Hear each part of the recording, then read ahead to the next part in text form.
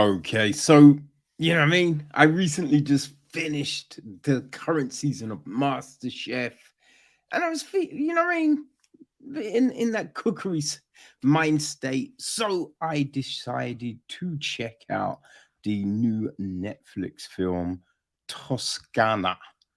I think that's how you pronounce it.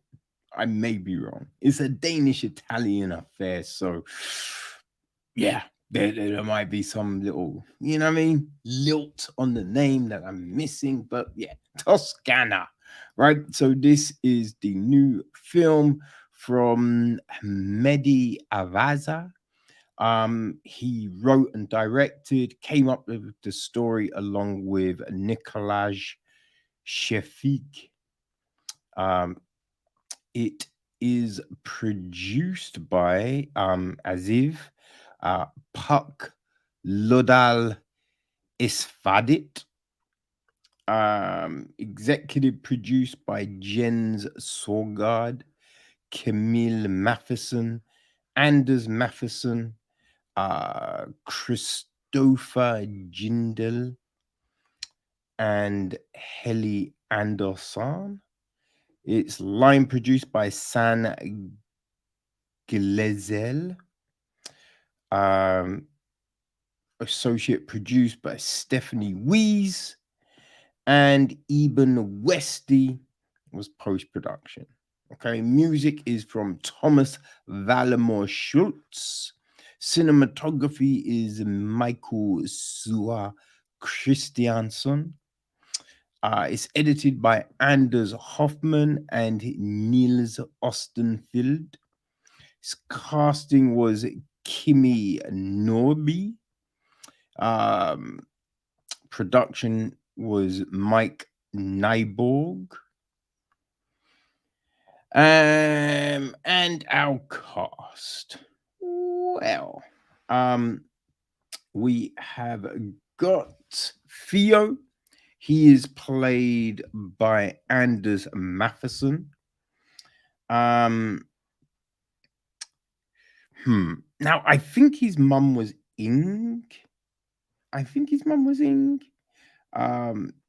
And that she is played by Geeta Norby. We've got Sophia, played by Cristiana Dell'Anna.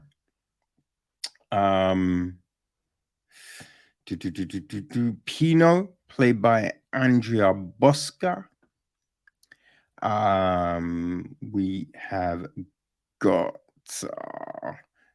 Vincent, who is played by Christopher Jindal. Luca, played by Pino Amandola. Got Merle, played by Lurk Winfer. Zoltan, played by Sebastian Jensen.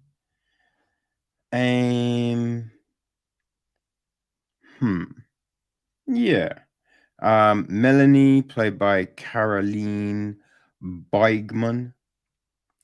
Yeah, I mean, that's probably the main, a lot of people's. Okay, and the gist of the story is this: when a Danish chef travels to Tuscany to sell his father's business, he meets a local woman who inspires him to rethink his approach to life and love. So, yeah, that's it.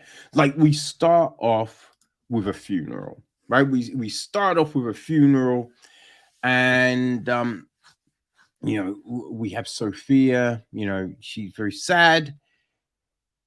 And then we have her with Pino. Like, we don't know these names at this point, but we have him standing there and her saying, "Oh, if you send this letter, then it's the end of everything." Right?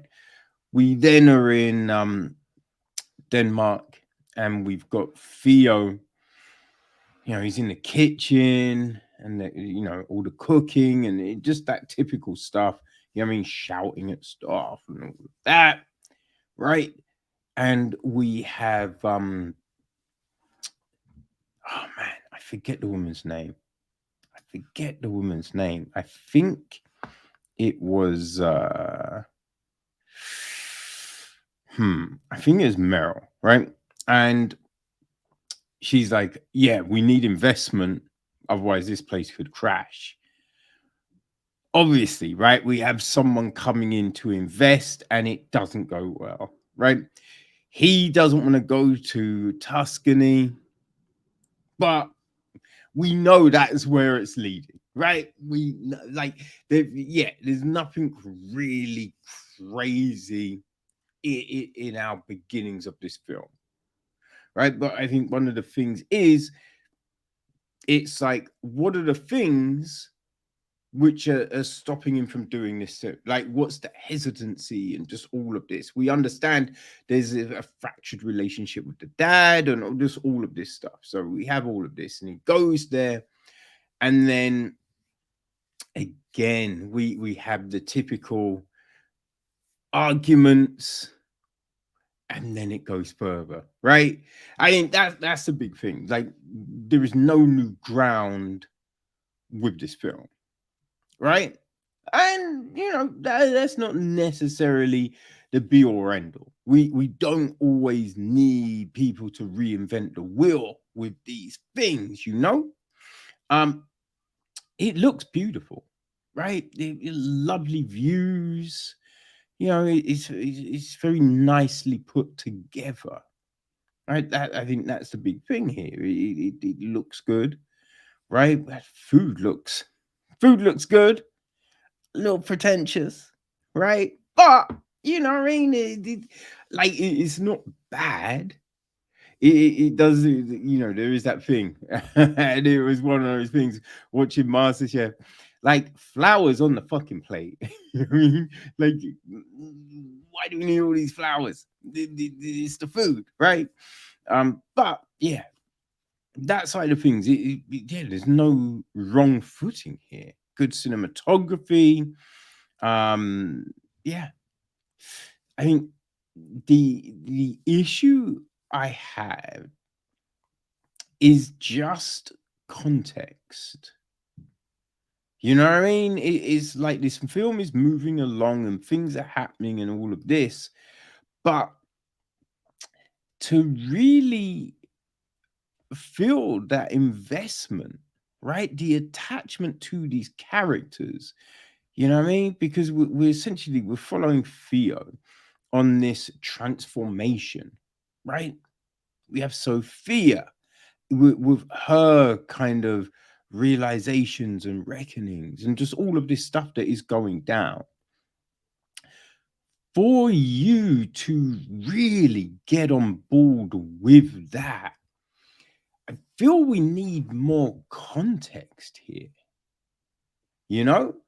Because it's 90 minutes, and it did seem there's a lot of stuff that gets kind of rushed, you know? Like the whole thing with the dad. Okay, dad left, right? But homie, I mean, he looks like he's a very successful chef. He's got Michelin stars, right? Which is a huge. I think he had two Michelin star restaurant. One is big. Two, you know what I'm saying? So it's like, to be this. That's impressive, right? He's got his mum who loves him, right? So you're just like, okay, so there's that. So it's just like, okay, what are the things around the dad leaving, right? Now, obviously, I'm not saying it's you should be fine. No, but where are like, what's the sticking points here? Because when we first meet him, he seems fine. And then there's this breakdown kind of thing, right? And it's just like, okay, so if you hate him, you've never spoken to him since this shit. So what's the thing here, right? Because you need to know that to really go, okay, I get it, I understand, I see. Because otherwise it just has him being a dick because, oh, that's how, everyone perceives a chef to be. Oh, look, he's doing a Gordon Ramsay. Like, oh, cool. You know what I mean? When it's just like, listen, I guess the majority of chefs aren't dicks. You know what I mean? So it's just like, what's going on?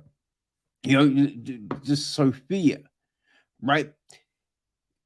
There's this interaction at the beginning where she's being an ass, and it's just like, okay, what's that about? You know what I mean? So we have all of these things, and it's just like, okay, why are these actions these actions? You know, there's the other thing of you're kind of shown like Sophia and I think it's Zutan. I think that's her friend in the kitchen. That I don't know, they might not be the best chefs. But then later in the film, we have them demonstrating shit, and it's just like, oh, they are really good chefs. So it's just like, okay, what's happening? Are they good? Are they not good? Like, what's the deal here? Also, Theo is in Tuscany. I kind of feel it's just a week, right? So if it's a week, you're telling us that all of this stuff happened in just a few mere days, right? And he then decides to do all of these things on the basis of what? Because we don't see any crazy in-depth conversations. We don't see this coming together of souls, of minds, of hearts. We don't see that.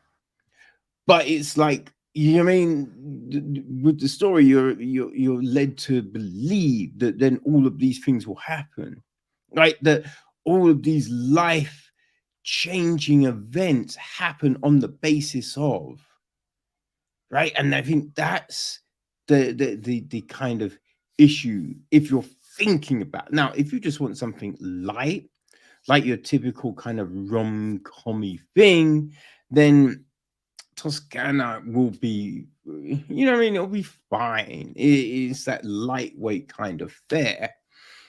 But if you want something that truly resonates, right, that really gets you invested in this story, I don't know if it does.